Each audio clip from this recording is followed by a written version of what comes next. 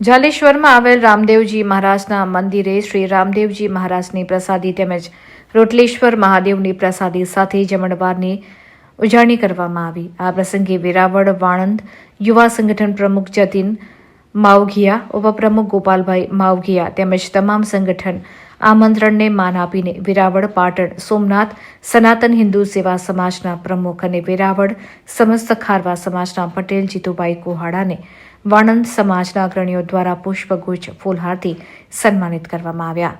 આ અવસર પર ખારવા સમાજના અગ્રણીઓ, ખારવા સમાજના ઉપપટેલ ગોપાલભાઈ ફોફડી, વેરાવળ હોળી એસોસિએશનના પ્રમુખ હીરાભાઈ વધાવી, ખારવા સમાજના મંત્રી નારણભાઈ માંડિયા, ખારવા સમાજના અગ્રણી કિશનભાઈ વાંદરવાલા, ખારવા સમાજના સોશિયલ મીડિયા ઇન્ચાર્જ પ્રકાશભાઈ માલમડી, દરબાર સમાજના વિજયભાઈ વાડા, તમિલ સમાજના કાર્તિકભાઈ વેતરીવેલ સહિતના તમામ વાણંદ સમાજના ભાઈઓ બહેનો મોટી સંખ્યામાં ઉપસ્થિત રહ્યા હોવાનું સ્વર્ગસ્થ સોની હીરાબેન સતીકુંવર ટ્રસ્ટના યોગેશ સતીકુંવર દ્વારા જણાવવામાં આવ્યું। રિપોર્ટર સોની યોગેશ પ્રભુદાસ સતીકુંવર, વેરાવળ, પાટણ।